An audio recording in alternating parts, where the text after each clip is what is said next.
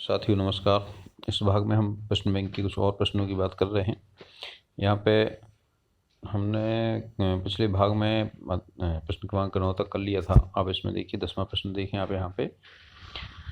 10वां प्रश्न है परमाणु क्रमांक और आवर्त सारणी में स्थिति को ध्यान में रखते हुए निम्नलिखित तत्वों को उनके बढ़ते हुए धात्विक लक्षण के क्रम में व्यवस्थित करना है। तो यहाँ पे जो हमें दिए गए हैं सिलिकॉन, बेरिलियम, मैग्नीशियम, सोडियम और पोटेशियम। यदि हम इनकी स्थिति देखें तो ये स्थिति हमें इस तरह दिखाई देती है। आवर्त सारणी में इनकी स्थिति क्रमशः अपन देखें तो जो सोडियम है वो पहले वर्ग में और तीसरे आवर्त में आता है।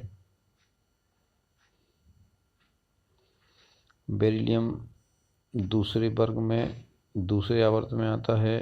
मैग्नीशियम दूसरे वर्ग में तीसरे आवर्त में आता है। और अब बचा सिलिकॉन। तो सिलिकॉन आपका रहता है 14वें समूह में, तीसरे आवर्त में 14वें समूह में रहता है ये। और फास्फोरस 15वें समूह के तीसरे आवर्त में रहता है। इस तरह से ये इनकी स्थिति है। ये 14वें समूह के तीसरे आवर्त में, ये 15वें समूह के तीसरे आवर्त में है। इस तरह से ये एक आवर्त में हो गया ये इतने, और ये हो गया अपना दूसरे आवर्त में।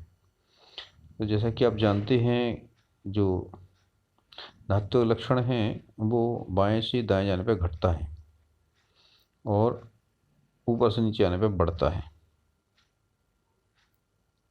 तो इस हिसाब से हम देखें तो सबसे दाईं ओर कौन सा है?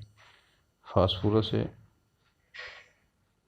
इसका धात्विक लक्षण सबसे कम होना चाहिए, इसको 1 नंबर देंगे। उसके बाद सिलिकॉन है, इसको 2 नंबर देंगे। इसके बाद बेरिलियम है, इसको 3 नंबर देंगे क्योंकि ऊपर से नीचे आने पे बढ़ता है। तो मैग्नीशियम को 4 नंबर देंगे और सोडियम को देंगे 5 नंबर। इस तरह से एक क्रम क्या रहेगा? फास्फोरस, सिलिकॉन, बेरिलियम, मैग्नीशियम और सोडियम। अब हम बात करें इसमें और प्रश्न क्रमांक 11 में जो कुछ परिभाषाएं दी हैं, इन परिभाषाओं को आप देख सकते हैं, किताब में ही देख लीजिएगा। वैसे आयनिक त्रिज्या की बात करें जहाँ तक, तो आयनिक त्रिज्या आप अगर किसी आयनिक जालक में 2 आयनों के बीच की दूरी के हिसाब से इसकी गणना कर सकते हैं। यानी कोई भी जो आयनिक यौगिक हैं, आयनिक यौगिकों में 2 आयन रहेंगी, दोनों आयनों के मध्य की दूरी की गणना के हिसाब से हम उनकी त्रिज्या की गणना कर सकते हैं। परमाणु त्रिज्या को भी हम सीधे सीधे एक बार में नहीं नाप पाते क्योंकि परमाणु अकेला तो रहता नहीं है और इसकी जो बाह्यतम कक्ष के इलेक्ट्रॉन की स्थिति भी नियत नहीं रहती है। इसकी केवल संभावना व्यक्त की जा सकती है। तो इसके लिए हम दो प्रकार से निकाल सकते हैं। किसी अणु में परमाणु के 2 निकटतम नाभिकों के बीच की दूरी का आधा परमाणु त्रिज्या होती है। इसको कहते हैं हम सहसंयोजक त्रिज्या, सहसंयोजक त्रिज्या यानी कोऑर्डिनेशन रेशियो। ठीक है। और दूसरी 2 निकटतम परमाणु जो माने 2 अणुओं के निकटतम परमाणु जो केवल वान डेर वाल से जुड़े हुए, उनके बीच की दूरी का आधा करेंगे तो ये कहलाती है वान डेर वाल त्रिज्या। तो हम इनको 2 प्रकार से निकाल सकते हैं, वान डेर वाल त्रिज्या और सहसंयोजी त्रिज्या। तो जो वान डेर वाल त्रिज्या कैसे निकालेंगे? वान डेर वाल बलों से जुड़े हुए 2 परमाणुओं के मध्य की दूरी, नाभिकों के मध्य की दूरी का आधा, और सहसंयोजी त्रिज्या हो जाएगी सहसंयोजक बंधन द्वारा जुड़े 2 नाभिकों के बीच की दूरी का आधा। ये सहसंयोजक त्रिज्या होगी और ये यहाँ से यहाँ तक इनका आधा वान डेर वाल त्रिज्या होगी। अब आयनन प्रभाव। तो एक आयनन प्रभाव कैसे निकालते हैं पता है? किसी विलगित गैसीय परमाणु की से बाह्यतम इलेक्ट्रॉन को निकालने में जो ऊर्जा लगती है वो उसका आयनन प्रभाव होगा।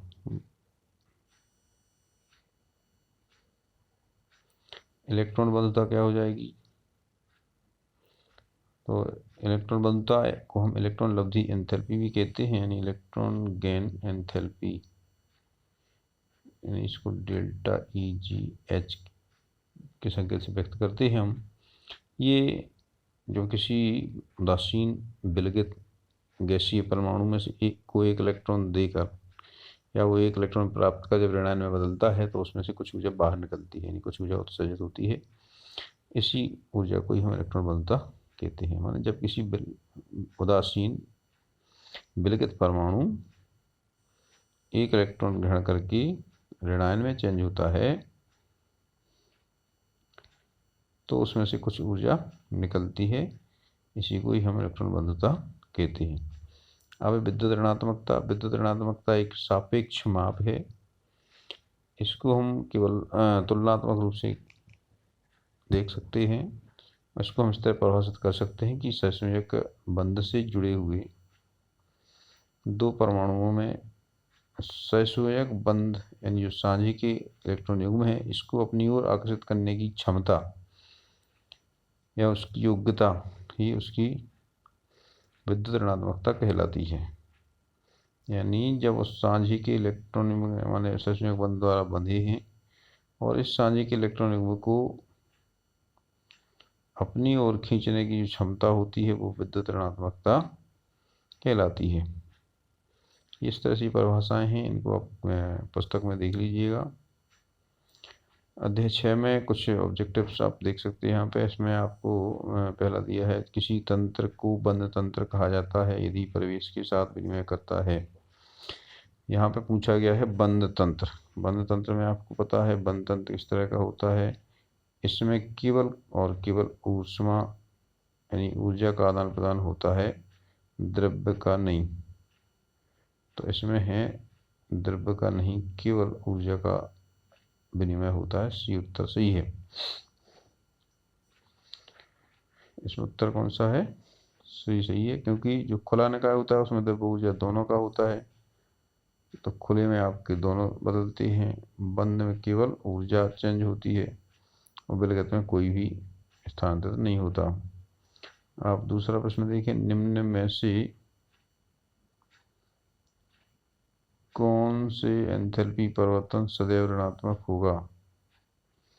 इसमें जो यहाँ पे इसमें क्वेश्चन दिया है गहन लिखा है, गहन न होगी दहन होना चाहिए। जो दहन की एंथैल्पी हमेशा माइनस में होती है, यानी दहन हमेशा ऊष्माक्षेपी होता है। किसी पदार्थ को जलने से क्या होता, हमेशा ऊष्मा निकलती है, इसलिए जो दहन की एंथैल्पी हमेशा क्या रहेगी, नेगेटिव रहेगी, ऋणात्मक रहेगी। तीसरा प्रश्न है, एक बम कैलोरीमीटर द्वारा निम्न में से किसका मापन होता है? जो बम कैलोरीमीटर होता है वो एक बर्तन में रखा हुआ द्रव होता है। इसमें कोई पदार्थ हम जलाते हैं या किसी प्रकार से उसमें ऊष्मा उत्पन्न करते हैं, चूँकि उसमें प्रसार संभव है, थोड़ा सा प्रसार भी हो सकता है, ऐसे में हम इसमें केवल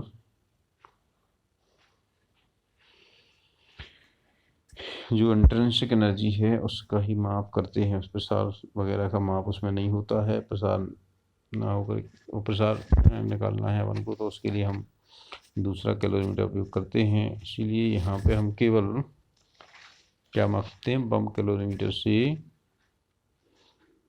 केवल आंतरिक ऊर्जा में परिवर्तन की माप होती है, यानी वो ऊष्मा ली गई ऊष्मा और दी गई ऊष्मा की पहचान इसमें होती है, इसलिए यहाँ का उत्तर होना चाहिए बी। ऊष्मागतिकी के प्रथम नियम अनुसार, ऊष्मागतिकी का प्रथम नियम का जो गणितीय फॉर्म है वो है डेल्टा ई बराबर क्यू माइनस डब्लू। इसको हम या यूं ही कह सकते हैं, क्यू बराबर डेल्टा ई प्लस डब्लू, यानी दी गई ऊष्मा या ली गई ऊष्मा दो कामों में खर्च होती है। एक तो डेल्टा ई यानी आंतरिक ऊर्जा में परिवर्तन के लिए, दूसरा दाबायतन कार्य के लिए। पांचवा प्रश्न है, गैसीय अभिक्रिया में अभिकारकों एवं उत्पादों के मोलों की संख्या समान है।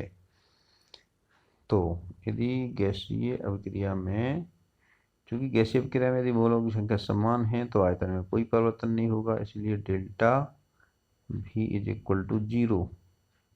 Delta V equal to zero होगा तो डेल्टा H बराबर delta E plus P delta V में यदि हम डेल्टा वी को 0 रख दें तो ये होगा डेल्टा एच बराबर डेल्टा ई, इसलिए ये पहला संबंध सत्य होगा। अब इसके बाद जो और बड़े वाले सवाल हैं इसको हम अगले भाग में देखेंगे।